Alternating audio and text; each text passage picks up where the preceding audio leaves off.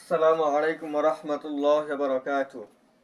HSC and আলিম 2026 আপনাদেরকে উদ্দেশ্য করে আমি ম্যাট্রিক্স নির্ণায়কের যে সিকিউ ক্লাস, সৃজনশীল ক্লাস, সেটা কিন্তু আমি নিছি এবং আপনাদের ওই অধ্যায়ের উপর একটু ধারণা দেওয়ার চেষ্টা করছি যে আসলে কোন টপিকগুলো থেকে আমাদের প্রশ্ন আসতে দেখা গেছে। চারটা টপিকের কথা আমি বলছিলাম ওই ক্লাসে। এই চারটা টপিক কি কি ছিল? ম্যাট্রিক্সের গুণ, আমাদের হচ্ছে যে নির্ণায়ক পার্ট থেকে ছিল আমাদের হচ্ছে নির্ণায়কের কিছু বড় বড় প্রমাণ দেখতে হবে, বিপরীত ম্যাট্রিক্স নির্ণয় আর ক্রিমারের নিয়ম। এই চারটা জিনিস দেখলে আমাদের ম্যাট্রিক্স নির্ণায়ক শেষ। সৃজনশীল আমাদের যে প্রশ্নই আসুক আমাদের এই চারটার মধ্যে থেকেই আসবে এবং আমরা সমাধান করতে পারবো।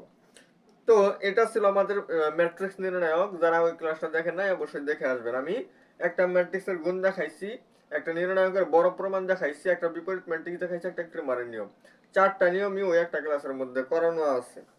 আহ, তো এরকম ভাবেই আজকে আমি নেওয়ার চেষ্টা করব হচ্ছে আমাদের সরল রেখা নামক যে অধ্যায়টা, এটাও কিন্তু খুবই গুরুত্বপূর্ণ একটা অধ্যায়। তো এই অধ্যায়টা থেকে এটা একটু তুলনামূলকভাবে বড় কিন্তু সহজ। একটু বড় হলেও অধ্যায়টা খুব সহজ, খুব মজার অধ্যায়। তো এই অধ্যায়টা থেকে বিগত বছরে যে কয়টা টপিক থেকে বারবার প্রশ্ন আসতে দেখা গেছে সেগুলোই আমি সমাধান করার চেষ্টা করব এবং আপনাদেরকে ধারণা দেওয়ার চেষ্টা করব। তো প্রথমেই আমি একটা প্রশ্ন আপনাদেরকে দেখাবো, সেটা হচ্ছে আমাদের বরিশাল বোর্ড 23 সাল। যেমন আমাদের এটা ছিল ক নম্বরে আমাদের -1, তো এই টপিকটা আমাদের আসলে খুবই ইম্পর্টেন্ট। এটা এমসিকিউ এর জন্য ইম্পর্টেন্ট, সৃজনশীলের জন্য আমার ইম্পর্টেন্ট। কি বলছে এখানে? আমাদের -1 এবং -1, এখানে একটা বিন্দু দেওয়া আছে। এটা আমাদের খুবই ইম্পর্টেন্ট। আপনারা যাই বলেন, এটা আমাদের কার্তেশীয় দেওয়া আছে, কার্তেশীয় থেকে পোলার বা পোলার থেকে কার্তেশীয়, বিন্দু রূপান্তর সমীকরণের রূপান্তর এরকম আসতে পারে আমাদের। মানে একটা বিন্দু দেওয়া আছে, পোলারে দেওয়া আছে, সেটা কার্তেশীয়তে কি হবে, বা কার্তেশীয় দেওয়া আছে সেটা পোলারে কি হবে। একটা সমীকরণ আমার পোলারে দেওয়া আছে, কার্তেশীয়তে কি হবে, বা কার্তেশীয়তে দেওয়া আছে পোলারে কি হবে। চারটা নিয়ম, চারটাই আমাদের খুব সুন্দর করে পারতে হবে। এটা আমাদের ইন্টারমিডিয়েটের জন্য ইম্পর্টেন্ট। আর যারা অনার্সে ভর্তি হবেন আপনাদের গণিত নিয়ে পড়লে ওইখানেও আপনারা একদম প্রথম অধ্যায়ে পাবেন। আমাদের যে অ্যানালাইটিক্স অ্যান্ড ভেক্টর জিওমেট্রি নামক যে বইটা, ওইটার কিন্তু প্রথম অধ্যায় হচ্ছে আমাদের স্থানাঙ্কের রূপান্তর। তো এটা আমাদের অনার্সেও আছে। তো সব জায়গায় আসলে আমরা এই বিষয়গুলো পড়ে থাকবো। এটা আমাদের খুব ইম্পর্টেন্ট, এটা আমাদের খুব সুন্দর করে পারতে হবে, স্থানাঙ্কের রূপান্তর। তো এটা আমাদের যেহেতু কার্তেশীয় স্থানাঙ্ক, এটা আমরা মানে নিতে বলছে পোলারে, পোলারে নিতে বলছে, তার মানে বোঝা শেষ যে এটা কার্তেশীয়তে দেওয়া আছে। হয়েছে? তো কার্তেশীয়তে যেহেতু দেওয়া আছে তার মানে এটা আমাদের এক্স আর এটা ওয়াই। আমরা সূত্র মনে রাখবো কি? আমাদের আর কমা থিটা নির্ণয় করতে হবে। আর কমা থিটা আমাদের নির্ণয় করতে হবে, মানে পোলারে নিতে হবে, তার মানে অবশ্যই কার্তেশীয়তে দেওয়া আছে অর্থাৎ এক্স ওয়াই দেওয়া আছে। আমরা আর নির্ণয় করব। আর নির্ণয় করার জন্য আমাদের একটাই ফর্মুলা, সেই ফর্মুলাটা আমরা মনে রাখবো। সেই ফর্মুলাটা কি? সেই ফর্মুলাটা হচ্ছে আমাদের আর সমান √(x²+y²). এবার আমরা x এর জায়গায় -1, y এর জায়গায় -1 বসাই দিব।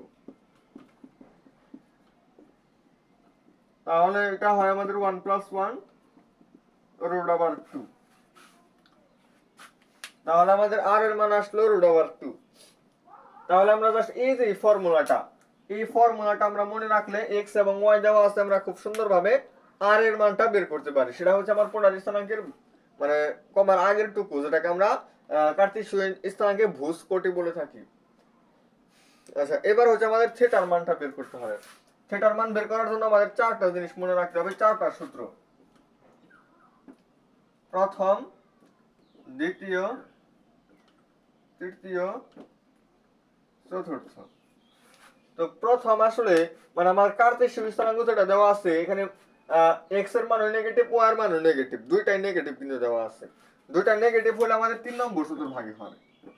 দুইটাই নেগেটিভ হলে আমার কোন চতুর্ভাগে? 3 নম্বর চতুর্ভাগে। আমার প্রথম চতুর্ভাগের জন্য হবে দুইটাই পজিটিভ। দুইটা পজিটিভ হলে প্রথম, এটা হচ্ছে পজিটিভ নেগেটিভ, এটা হবে নেগেটিভ পজিটিভ। এই জিনিসটা আপনারা মনে রাখবেন। x এর মানও পজিটিভ, y এর মানও পজিটিভ আমার প্রথম চতুর্ভাগে অবস্থিত। x এর মান নেগেটিভ, y এর মান পজিটিভ দ্বিতীয় চতুর্ভাগে অবস্থিত। দুইটাই নেগেটিভ তৃতীয় চতুর্ভাগে অবস্থিত। x পজিটিভ, y নেগেটিভ চতুর্থ চতুর্ভাগে অবস্থিত। প্রথম চতুর্ভাগের জন্য আমার থিটার মান হয় tan ইনভার্স y/x। এটাকে আমরা থিটা দ্বারা প্রকাশ করতে পারি। তো এটাকে আমরা আসলে এই সম্পূর্ণ জিনিসকে আমরা থিটার মাধ্যমে প্রকাশ করলাম। এটা হবে আমাদের পাই মাইনাস থিটা, এটা হবে আমার পাই প্লাস থিটা, এটা হবে 2 পাই মাইনাস থিটা। এগুলোর আমাদের আরো একটা সূত্র আছে, minus pi plus theta minus theta. দেখেন এই সূত্রগুলো কিন্তু আমরা অবশ্যই মনে রাখবো। তাহলে tan inverse y by x এটাকে আমরা থিটা দ্বারা প্রকাশ করছি। তাহলে এখানে সূত্রটা আমার পাই মাইনাস থিটা, তার মানে কি pi minus tan inverse of y by x। এটা হবে pi plus tan inverse of y by x 2 pi minus tan inverse of y by x। আর আমরা এটা গেছে কোন দিকে, এটা গেছে আমরা অ্যান্টি ক্লকওয়াইজ। এই দুটো হচ্ছে আমাদের অ্যান্টি ক্লক আর এটা হচ্ছে ক্লকওয়াইজ। ক্লকওয়াইজ যদি যাই তাহলে আমাদের হবে মাইনাস থিটা অর্থাৎ minus tan inverse of y by x, এটা হবে minus pi plus tan inverse of y by x। এই ফর্মুলাগুলো আমরা অ্যাপ্লাই করব। তাহলে এখানে যেহেতু দুইটা নেগেটিভ 3 নম্বর চতুর্ভাগে, তাহলে আমরা এটা অ্যাপ্লাই করেও করতে পারি, এটা অ্যাপ্লাই করেও করতে পারি, দুইটাই আমাদের সঠিক হবে। তো দুইটা অ্যাপ্লাই করেই করি। পাই প্লাস থিটা দিয়ে যদি আমরা করে ফেলি, তাহলে পাই প্লাস থিটা, থিটা মানে হচ্ছে tan ইনভার্স অফ y এবং x, y হচ্ছে -1, x হচ্ছে এটা। তাহলে পাই প্লাস tan ইনভার্স এটা 1 হবে, কারণ উপরে নিচে দুইটাই সেম জিনিস 1। তো tan ইনভার্স 1 মানে কত, আসলে tan কত ডিগ্রি মান 1 পাই বাই 4। তাহলে পাই প্লাস পাই বাই 4, তাহলে 5 পাই বাই 4। এটা হচ্ছে আমাদের অ্যান্টি ক্লকওয়াইজ যেটা সেটার অ্যানসার। মানে অ্যান্টি ক্লকওয়াইজ যদি যাই তাহলে আমাদের 5 পাই বাই 4 হবে অ্যানসার। আর যদি ক্লকওয়াইজ যদি আমরা যাই তাহলে হবে মাইনাস পাই, এইটুকুর অ্যানসার কিন্তু আমাদের পাই বাই 4ই আসে। তো পাই বাই 4, তাহলে আমাদের আসবে -3 পাই বাই 4। তাহলে 5 পাই বাই 4 এটাও আমাদের সঠিক, -3 পাই বাই 4 এটাও আমাদের সঠিক। তাহলে আমার এখানে পোলার স্থানাঙ্ক কিন্তু দুইটা হতে পারে, একটা হচ্ছে √2, -3 পাই বাই 4, এটাও সঠিক হবে আমাদের। আবার হচ্ছে √2, 5 পাই বাই 4। এমসিকিউ এর ক্ষেত্রে আমরা দুইটাই বের করব, ক্লকওয়াইজও বের করব। মানে আমরা রিটেনের ক্ষেত্রে যে কাজটা করতে পারি, আমরা যদি এটা করে দিয়ে আসি তাও স্যার আমাকে 2 নাম্বার দিবে, এটা যদি করে দিয়ে আসি তাও আমাকে 2 নম্বর দিবে। কিন্তু এমসিকিউ এর ক্ষেত্রে সমস্যা হয় কোথায়, এমসিকিউ এর ক্ষেত্রে আমি সাপোজ এটা বের করলাম, এখন অনেক সময় দেখতে পারবেন যেটা আপনার কোনো অপশনে নাই কিন্তু পোলারিটি নিতে বলছে, কিন্তু আপনার অপশনে আছে এইটা, তাহলে এটা সঠিক হবে। আবার এটা বের করছেন দেখবেন যে এটা অপশনে নাই, দেখবেন যে অবশ্যই এটা দেওয়া আছে। অবশ্যই এগুলো আমাদের খেয়াল করে অ্যান্সার করতে হবে। তো আর এর মান নির্ণয়, থিটার মান নির্ণয় অর্থাৎ পোলারে নিতে হয় কিভাবে সেটা আমরা দেখলাম। এরপর হচ্ছে আমি এটার সাথে আরো একটা জিনিস আপনাদেরকে দেখাই দিব, যে হচ্ছে আমাদের কার্টেসীয়তে নিতে বললে কি হবে। পোলারে দেওয়া আছে সেটার জন্য সূত্র আছে, সেই সূত্রটা আমরা অবশ্যই মনে রাখবো, তাহলেই শেষ হয়ে যাবে। সেই সূত্রটা হচ্ছে আমাদের, মানে আমাদের কার্টেসীয়তে নিতে বলছে, তাহলে অবশ্যই পোলারে দেওয়া আছে, তার মানে আর এবং থিটা দেওয়া আছে, আর এবং থিটা দেওয়া আছে, এক্স এবং ওয়াই বের করতে হবে। তো এক্স এর মান হচ্ছে আর cos থিটা, ওয়াই সমান হচ্ছে আর sin থিটা। আমরা সূত্র ফেলাই দিব শেষ, সূত্র ফেলাই দিব শেষ। আর মানে হচ্ছে যে যেটা বললাম পোলার স্থানাঙ্কের বস্তু, এটা হচ্ছে পোলার স্থানাঙ্কের প্রতীক। এগুলো আমরা পারবো। তো এই টপিকটা আমাদের ক নম্বরে আসতে পারে, কি বললাম, ক নম্বরে আমাদের যে 2 নম্বরে একটা প্রশ্ন আসে, সেই প্রশ্নে আমাদের অবশ্যই মাঝে মধ্যেই কি দেখা যায় যে এই টপিক থেকে প্রশ্ন আসা পড়ছে। তো এরকম আমাদের আরো একটা বোর্ডে আসছিল, আপনাদেরকে আমি দেখাই। আমাদের বরিশাল বোর্ড টেস্ট দেখাইলাম, আমি যদি দিনাজপুর বোর্ড টেস্টে যদি যাই,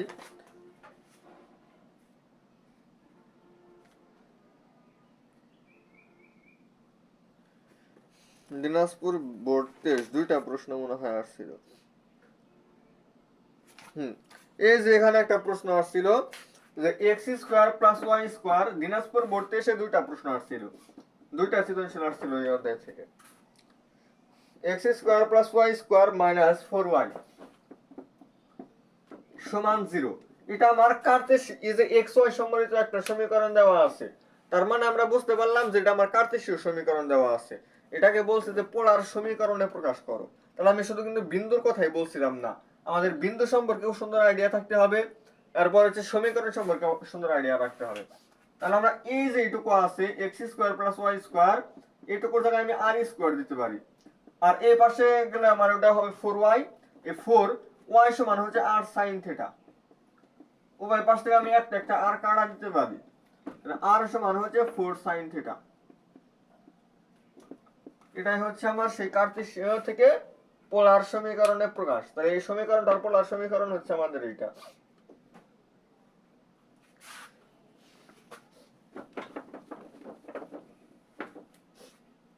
তো এই রূপান্তর গুলো আমরা অবশ্যই পারবো। এবার আমরা যাই দুইটি বিন্দুর মধ্যবর্তী দূরত্ব নির্ণয়ের সূত্র। এগুলো আমাদের খুব কম আসে।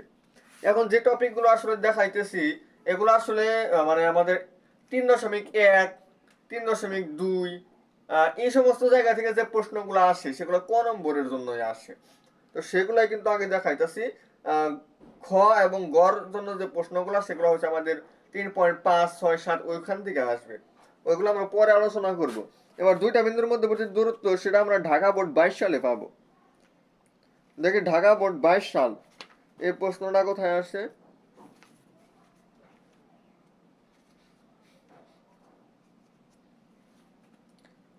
এ বি কে ঢাল আকারে প্রকাশ।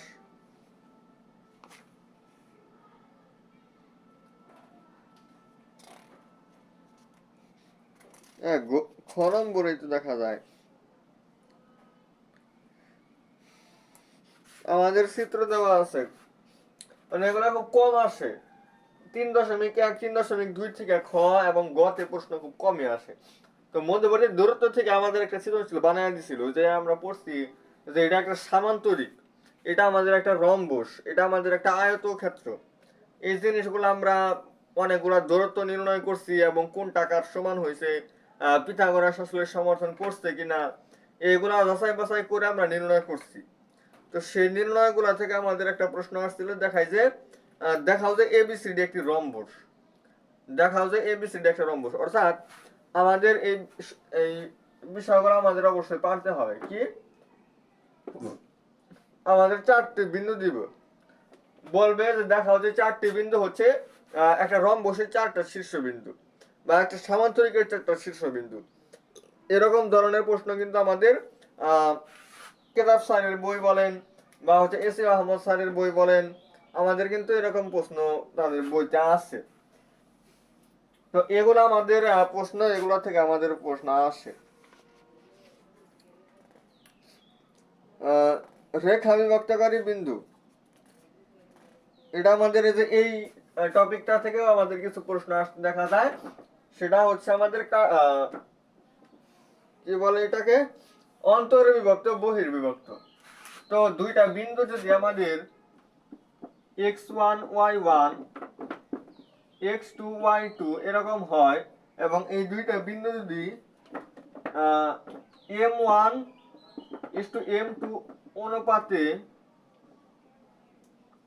অনুপাতে অন্তর্বিভক্ত অন্তর্বিভক্ত। আবার এখানে নিচে হচ্ছে আমি আবার আরেকটা লিখি যে x1 y1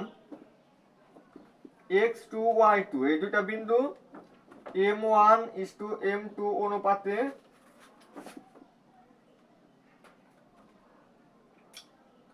বহির্বিভক্ত।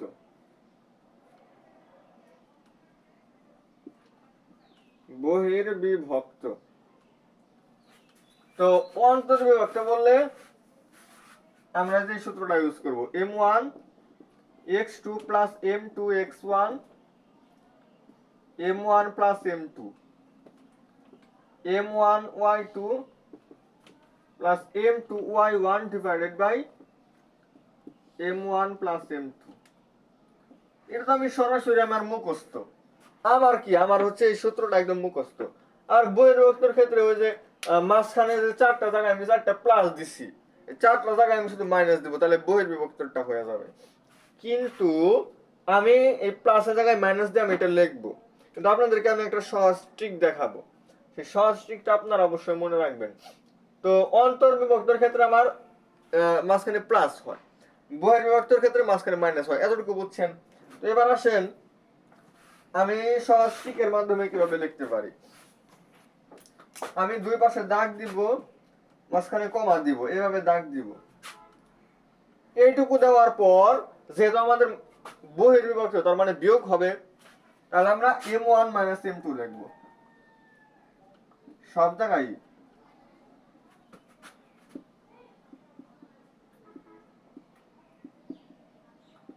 এটা কার গড়? x এর গড়, আর এটা কার গড়? y এর গড়। বোঝা গেছে? তো এটা যদি x এর গড়, এখানে আমার x লিখতে হবে। m এর যেহেতু 1 তাহলে x এর অবশ্যই 2, আর m এর যেহেতু 2 তাহলে x এর অবশ্যই 1। মানে m এর যদি 2 হয় x এর 1 হবে, আর m এর 1 হলে x এর 2 হবে। তাহলে এটা অবশ্যই y এর ঘর। y এর ঘর যেহেতু, তাহলে m এর 1 তাহলে y এর 2, আর m এর 2 মানে হচ্ছে x এর 1। তো এই হচ্ছে আমাদের বহির্বিভক্তকারী বিন্দুর স্থানাঙ্ক। এটা আমরা মানে এরকম সূত্র অ্যাপ্লাই করে আমি এটাও বানাইতে পারি। এই দেখেন m1 এর সাথে x2, m2 এর সাথে x1, আর যোগ আকারে লিখছি। অন্তর্বিভক্ত হলে যোগ, বহির্বিভক্ত হলে বিয়োগ। তাহলে এই সূত্রগুলো অ্যাপ্লাই করে আমি করতে পারি। তো এই বিন্দুগুলা নির্ণয় করতে বলে অন্তর্বিভক্তকারী বিন্দুর স্থানাঙ্ক, বহির্বিভক্তকারী বিন্দুর স্থানাঙ্ক। এই জিনিসগুলো কিন্তু আমার প্রশ্ন আসে। তো এগুলো আমাদের খুবই গুরুত্বপূর্ণ। এগুলো আমাদের স্ট্রেট লাইন অন দ্যাট আমাদের আসলে খুবই খুবই গুরুত্বপূর্ণ। জ্যামিতির জন্য আমাদের খুব গুরুত্বপূর্ণ এগুলোর মধ্যে একটা হচ্ছে এগুলা। ত্রিভুজের শীর্ষবিন্দুর স্থানাঙ্কের মাধ্যমে ত্রিভুজের ক্ষেত্রফল নির্ণয়ের সূত্র। তিনটা বিন্দু দেওয়া আছে, একটা ত্রিভুজের তিনটা বিন্দু দেওয়া আছে, ক্ষেত্রফল নির্ণয় করো। হ্যাঁ, নির্ণয় করতে পারবো। তিনটা বিন্দু হচ্ছে আমাদের x1 y1, x2 y2, x3 y3। এগুলো আমার দেওয়া আছে। আমার দুইটা সূত্র আছে। একটা হচ্ছে আমি এরকম ভাবে দেওয়ার পর x1 x2 x3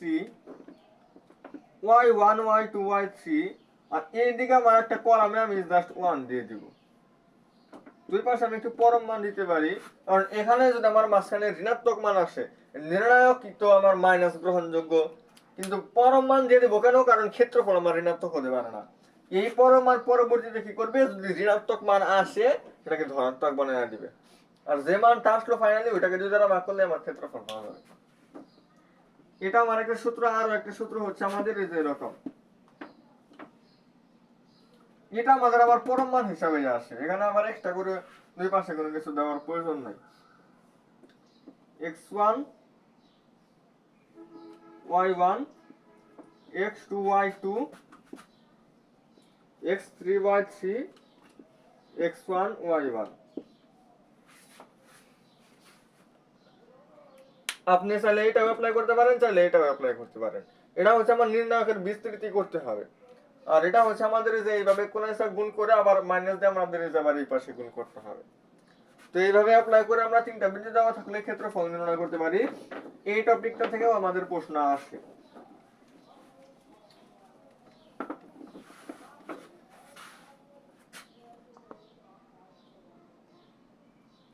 এবার আমাদের খুবই খুবই গুরুত্বপূর্ণ এক টপিক, সেটা হচ্ছে বিভিন্ন আকারের সরলরেখার সমীকরণ নির্ণয় করতে হবে। বিভিন্ন আকারের সরলরেখার সমীকরণ অর্থাৎ আমার বিভিন্ন সময় বিভিন্ন কিছু দেওয়া থাকবে, আমাকে বিভিন্ন কিছু নির্ণয় করতে হবে। আচ্ছা, আমি ঢাকা বোর্ড 22-এর মধ্যেই যাই। ঢাকা বোর্ড 22-এর একটা প্রশ্ন আমি দেখি।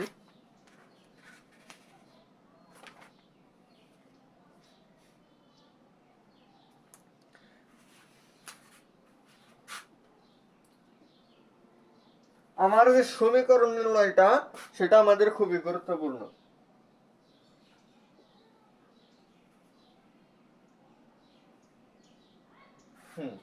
এটা x, এটা x প্রাইম, এটা y, এটা y প্রাইম। আচ্ছা, বুঝলাম। এটা আমার ও বিন্দু। হ্যাঁ, বুঝলাম। এ বি সি ডি, এটা এ, এটা বি, এটা সি, আর এটা ডি।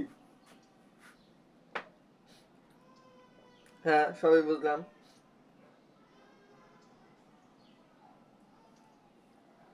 তারা উদ্দীপকে এ বি সরল রেখা যেটা, সেটা সমীকরণ দেওয়া আছে আমার। এটা এ বি সরল রেখা, আমার এই চিত্রটা দেওয়া আছে। তো আমাকে এই আমার যে টপিকটা, যে টাইপটা এখন আমি আলোচনা করতেছি, সেটা হচ্ছে আমাকে সমীকরণ বের করতে বলবে, এটা আমাদের খুব ইম্পর্টেন্ট। তো আমাদের এ বি সরলরেখার সমীকরণটা দেওয়া আছে হচ্ছে 4x + 3y - 12।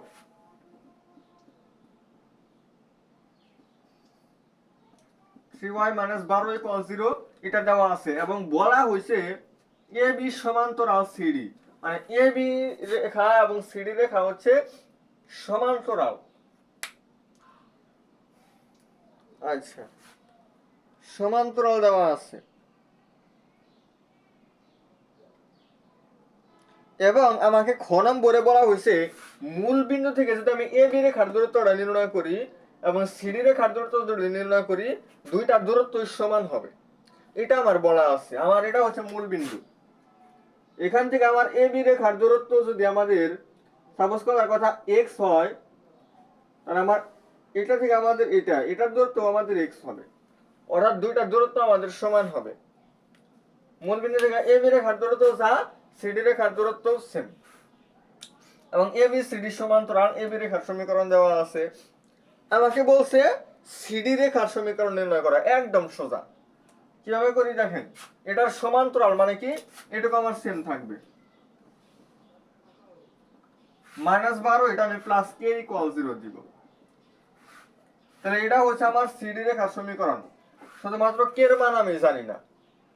k এর মান যদি আমি জানতে পারি, k এর মান যদি আমি জানি, তাহলে তো আমি সমীকরণ নির্ণয় করে ফেলাইছি। মানে k এর মানটা আমি কিভাবে বের করতে পারি, আমি মূল বিন্দু থেকে এই বিন্দুর দূরত্ব নির্ণয় করব, মানে এই রেখার দূরত্ব নির্ণয় করব, এই রেখার দূরত্ব নির্ণয় করব। তারা বলছে যে এই বিন্দুর দূরত্ব এবং এটার দূরত্ব সমান। তো মূল বিন্দু থেকে এটার দূরত্ব হয় আমাদের 12/5, করলে দেখবেন 12/5 আসে, আর এটা আমাদের k/5।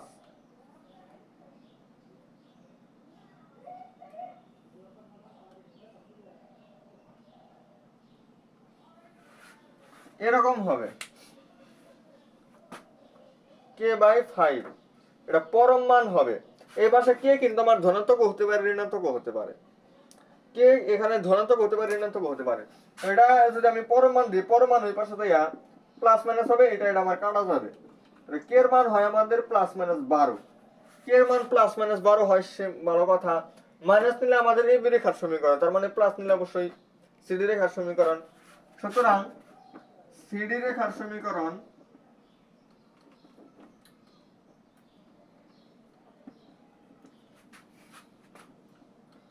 (4x + 3y + 12 = হচ্ছে 0।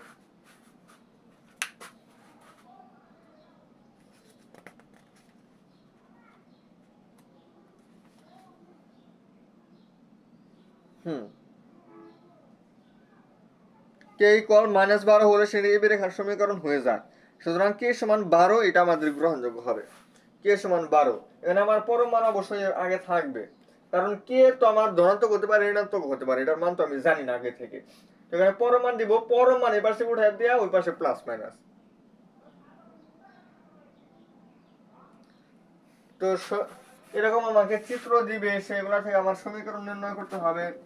সেগুলা কিন্তু আমি আমার কি কি শর্ত দেওয়া আছে সেগুলো অ্যাপ্লাই করলেই আমি দেখা যাবো যে অতি সহজেই সমাধান করতে পারবো। এরপরে দেখি আর কি দেখানো যায়। তাহলে বিভিন্ন সমীকরণের নয়, সেটা আমার ইম্পর্টেন্ট। দুইটি রেখার ছেদ বিন্দু নির্ণয়। দুইটা রেখা আমাদের দেওয়া আছে, দুইটা রেখা আমি অপনয়ন প্রতিস্থাপন অনেকভাবে আমি সমাধান করতে পারি। সমাধান করলে x এর মান আর y এর মান বের হবে।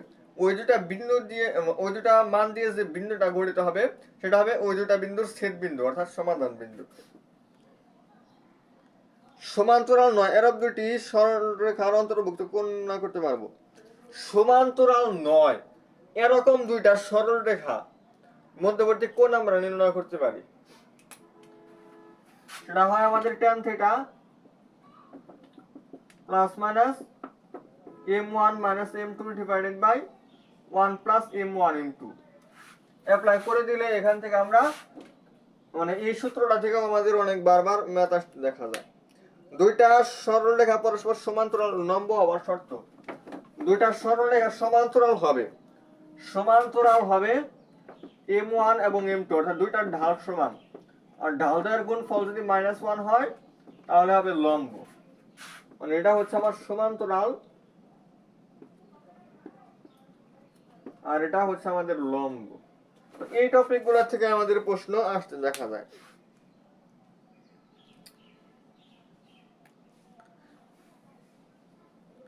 আবার হচ্ছে বিভিন্ন শর্ত দিয়ে দিবে আমাকে, বিভিন্ন সমীকরণ নির্ণয় করতে হবে। এটা আপনাদেরকে আমি একটু দেখায় শেষ দিব।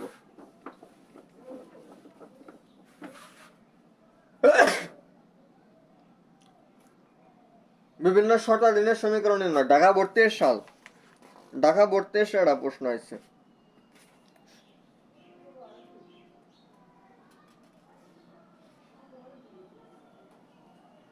এখানে বলছে পি বিন্দু গামী এবং এ বি সরল রেখার সাথে 45 ডিগ্রি কোণ উৎপন্ন করে এরূপ সরলরেখার সমীকরণ। আপনাকে শর্ত দেওয়া আছে এ বি যে সরলরেখাটা দেওয়া আছে, এ বি সরলরেখা, সেই এ বি সরলরেখার সাথে 45 ডিগ্রি কোণ উৎপন্ন করে এমন সরলরেখার সমীকরণ নির্ণয় করতে হবে।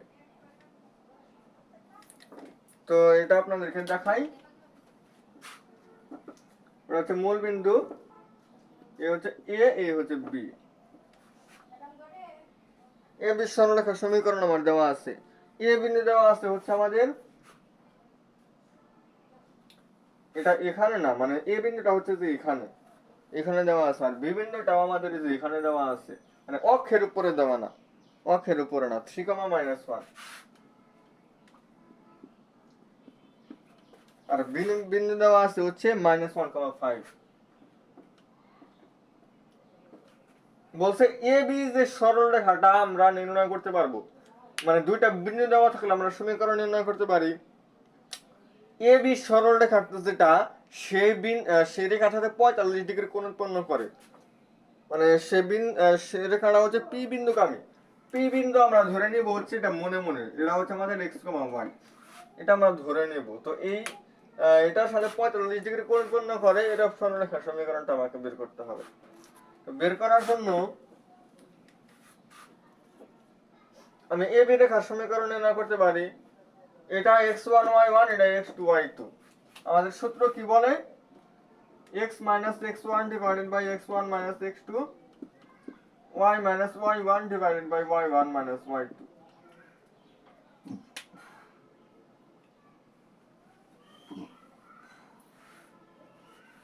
আচ্ছা, তাহলে আমি এ বি রেখার সমীকরণ নির্ণয় করতে পারি। সমীকরণ নির্ণয় করে এটা সমীকরণ নির্ণয় করব, আবার ঢালও নির্ণয় করব। ঢাল আমরা এটা দিয়ে করতে পারি y1 minus y2 divided by x1 minus x2। এটা করলে আমাদের ঢাল বের হইলো, মানে m এর মান। এটা m এর মান নির্ণয় করতে পারি এবং এটা সরলরেখা নির্ণয় করতে পারি। আর আমার যে সমীকরণটা নির্ণয় করতে হবে সেটার ঢাল আমরা নির্ণয় করব হচ্ছে m1। m1 ধরে নিলাম। তো এটার ঢাল হচ্ছে m, এটার ঢাল হচ্ছে m1। দুটোর মধ্যবর্তী কোণ কত? 45 ডিগ্রি। tan 45 ডিগ্রি সমান কত হবে? Plus minus m। m তো আমার এখানে পাওয়া যাবে, m এখান থেকে আমি পাবো না, এই রেখার ঢাল তো সেটাই। তো m থেকে আমরা m1 বাদ দিলাম, 1 প্লাস m1 এরকম। এবার আমার tan 45 এর মান 1, m এর মান আমি জানি, m1 এর মান কিন্তু আমার দুইটা বের হবে। m1 এর মান দুইটা, আর সেইটা আবার আমার কত বিন্দুগামী? আমার যে সমীকরণটা নির্ণয় করতে বলছে সেটা হচ্ছে p, xy। তাহলে আমার বিন্দুটা হচ্ছে xy বিন্দু দিয়ে যায়, xy বিন্দু দিয়ে যায় এবং ঢাল হচ্ছে আমার m1। তাহলে আমার যে সমীকরণটা নির্ণয় করতে হবে সেটা সমীকরণ আমি নির্ণয় করতে পারি হচ্ছে y minus y1 equal m1 into x minus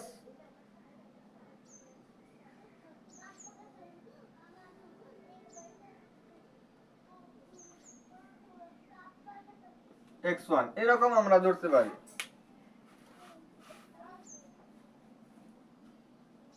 এখানে y হয়, তার মানে এটা আমরা y1 ধরতে পারি, এটা y1। এরকম আমরা ধরতে পারি। এখানে একটু আসছে, মানে এখানে বিন্দুটা দেওয়া আছে হচ্ছে আমার xy বিন্দু দিয়ে যায়। অথবা আমরা ধরার সময় একটু অন্যভাবে ধরে নিব। এখানে আমরা শুধু বলা আছে হচ্ছে এটা এক্স ওয়াই বিন্দু নেওয়া যায় এরকম বলা নাই, আমার দেওয়া আছে পি বিন্দুটা পি বিন্দু দেওয়া যায় এরকম বলা আছে। আমরা পি বিন্দুটা ধরে নিব হচ্ছে এক্স ওয়ান ওয়াই ওয়ান এরকম ধরে নিব। তাহলে এক্স মাইনাস এক্স ওয়ান এটা আমাদের হচ্ছে এম ওয়ান এর মান, এটা আমাদের ওয়াই মাইনাস ওয়াই ওয়ান। পরে এখান থেকে আমি এম ওয়ান এর মান পাবো, এম ওয়ান এর মান এটার মধ্যে বসাইলে সমীকরণ বের হয়ে যাবে।